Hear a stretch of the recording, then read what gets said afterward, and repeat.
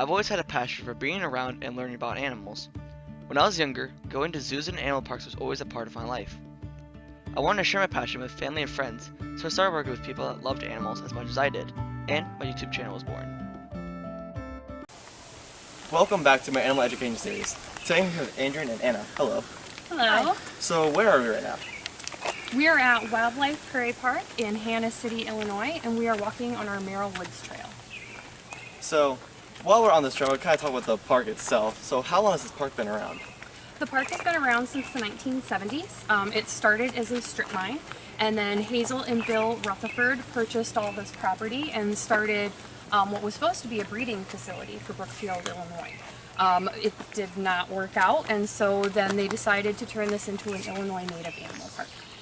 And I see over here that we have a silver fox. We do. We have our two silver foxes, Styles and Sebastian, over here. Do you want to get some shots of it over here? Found something. Rolling.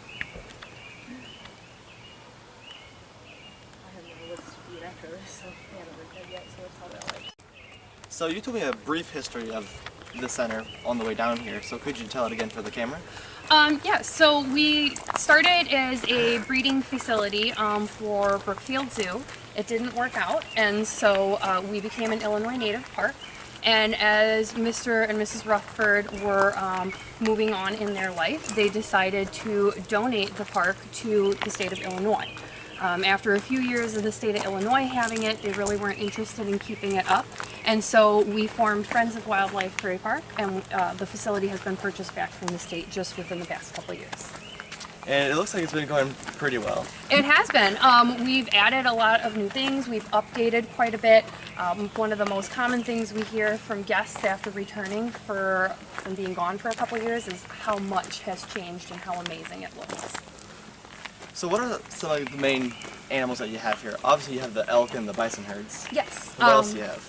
We have gray wolves, we have cougars, bobcats, coyotes.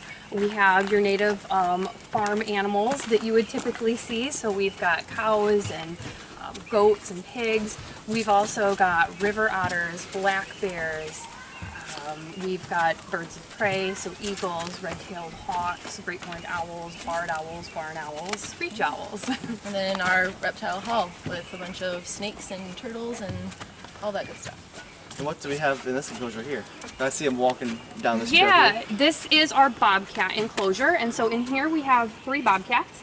We have our male bobcat Benny, who's about 17. Our female Misha, who's around 8, and then we have a bobcat named Spitfire that's around 3 to 4 years old.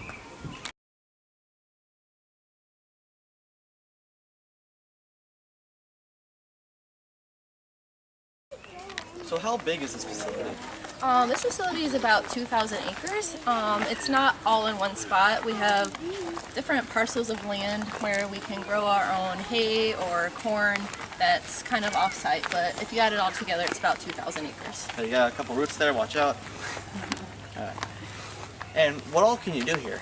Not only can you see all the animals, but you can also go hiking on different trails. I think the longest trail we have is about 2 or 3 miles, called the Floodplain Trail. You can go on the bicycling paths across the road, fishing, disc golf, and we also have several education programs that you can book. You can have your wedding here, so there's a lot of different things you can do. So this might be another loaded question, but what are your favorite activities to do here? I generally I went to school for working with animals, but I love how I'm outside all the time. So one of my hobbies is photography and bird watching, so if I have time, I'll do that out here. Watch your step, there's a little lip there. And what is yours? I also like to just be able to hike out here, identify the different birds and amphibians, frogs, turtles that we see out here.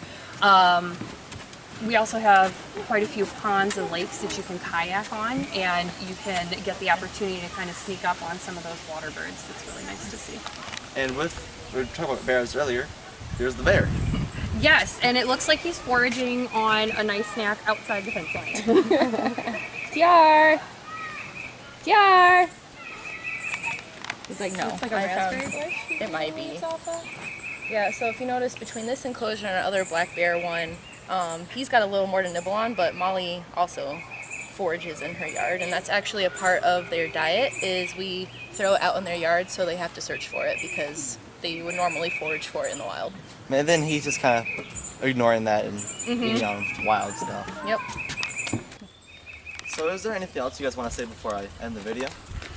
So we are currently working on a pollinator project. It's a collaborative effort with Ameren and Pheasants Forever, and they've come out and they tilled up and cut down all the invasives underneath the power lines that run out here, and we've planted all native grasses and flowers, and this is going to be an attempt to bring in the pollinators, so the native butterflies, quail, pheasants, bees.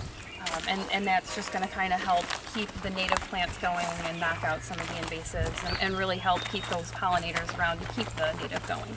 Well, it sounds like a good plan. I can't wait to hear what happens with it. Yeah, Yeah, well, I would like to thank you guys for answering all my questions about the park. of course. So as always, I hope you guys enjoyed this week's episode. Don't forget to leave a big thumbs up down below, subscribe to my channel, and also check out my Instagram, @ColeShirt. As always, I'll see you next week.